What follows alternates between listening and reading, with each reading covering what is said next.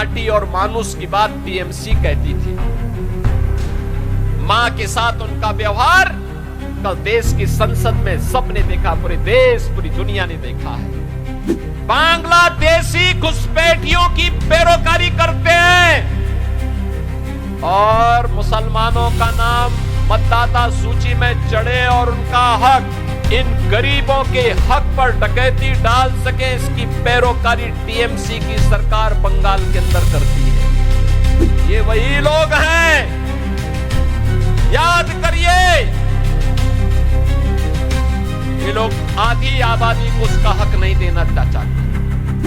गौ हत्या करवाती है, यहां की सरकार लगातार प्रताड़ित करवाती है, आपका हक पर भी डकैती डलवाती है। ने जो कल विघ्न बाधा डाली है उसको गिराने का प्रयास किया है, उसको पास नहीं होने दिया है। इन्होंने आधी आबादी का अपमान किया है, उनके हक पर डकैती डलवाने का काम किया है और देश की बहनें इसको स्वीकार नहीं कर सकती हैं, किसी भी स्थिति में स्वीकार नहीं कर सकती हैं। और यही कहने के लिए आज मैं आपके पास आया हूं।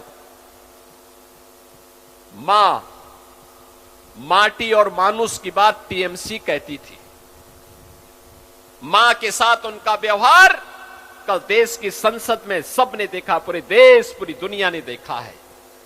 माटी बांग्लादेशी घुसपैठियों से पूरी तरह यहां के राजवंशियों की, यहां के नागरिकों के हक को छीन रही है और मानुष भयभीत है टीएमसी की गुंडागिर्दी से।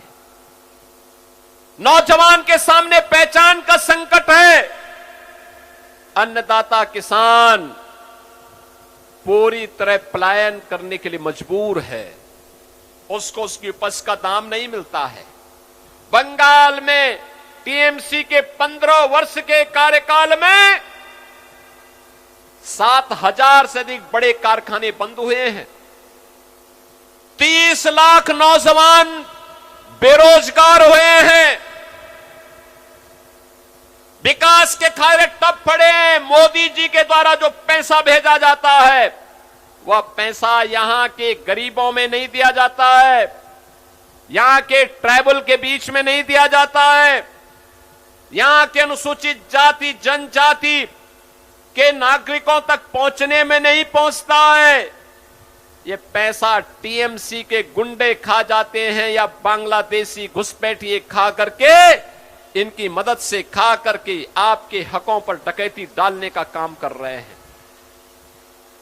और इसीलिए आज मैं आपसे कहने के लिए आया हूं, बहनों और भाइयों, बंगाल में कारखाने बंद हुए हैं, धान के उत्पादन में गिरावट आई है, मछली उत्पादन में लगातार गिरावट आ रही है। कारण है सरकार अच्छा दाम नहीं देती है, यहां की टीएमसी सरकार पैसा नहीं देती है। टीएमसी को तब पैसा देने की या नौजवानों को रोजगार देने के लिए फुर्सत होती तो वो सोचती, उसको तो मुस्लिम तुष्टीकरण से फुर्सत ही नहीं है। वो मुसलमानों के अलावा किसी के बारे में नहीं सोचती है। बहनों और भाइयों, बंगाल के अंदर आज आप जय श्री राम का नारा नहीं लगा सकते, क्योंकि या तो यहां की सरकार अत्याचार करवाती है या टीएमसी के गुंडे हमला करते हैं। दुर्गा पूजा के पहले उपद्रव हो जाता है। यहां की गवर्नमेंट दुर्गा पूजा और विसर्जन के दौरान अनुमति नहीं देती है, गौ हत्या करवाती है। यहां की सरकार लगातार प्रताड़ित करवाती है, आपका हक पर भी डकैती डलवाती है। ठीक यही स्थिति उत्तर प्रदेश में भी थी 2017 के पहले। यही स्थिति हुआ करती थी। वहां कोई पर्व और त्योहार के पहले दंगे शुरू हो जाते थे, महीनों महीनों कर्फ्यू रहता था, किसी गरीब को हक नहीं मिलता था। बेटी सुरक्षित नहीं थी, व्यापारी सुरक्षित नहीं था, पलायन हो रहा था, अराजकता चरम पर थी। वहां पर भी कोई जय श्री राम बोलता था तो टीएमसी की ही पार्टनर समाजवादी पार्टी और कांग्रेस वहां हमला करवाती थी, पुलिस से पिटवाती थी। लगातार अराजकता थी। सड़कों पर जुमे के दिन पूरी सड़क जाम हो जाती थी, आवागमन ठप हो जाता था।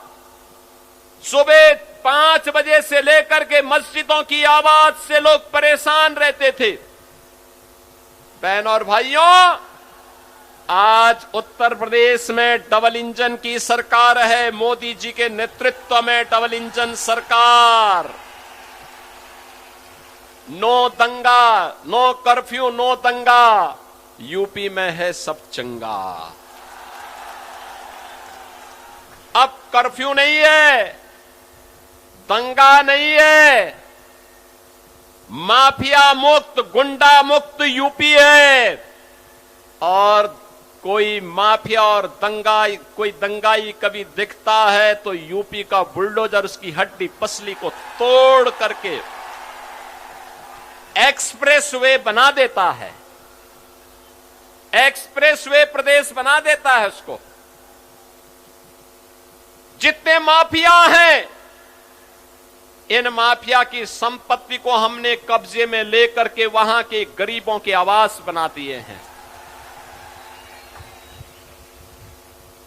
वहां शुक्रवार के दिन किसी सड़क पर या किसी भी पर्व और त्योहार के दिन सड़क पे नमाज नहीं पढ़ी जाती है, नहीं पढ़ी जाती है। वहां मस्जिद से आवाज नहीं निकलती है, कोई अजान की आवाज नहीं। अजान की आवाज केवल मस्जिद के अंदर रहेगी, उसके बाहर नहीं। लव जिहाद और लैंड जिहाद प्रतिबंध है। अरे तभी हो सकता है जब डबल इंजन की बीजेपी की सरकार आएगी। बीजेपी की सरकार इस बात की गारंटी देने के लिए आपको आ रही है। और इसीलिए मैं बार बार कहता हूं, बंगाल के पास ये अंतिम अवसर है, बंगाल के पास अंतिम अवसर है।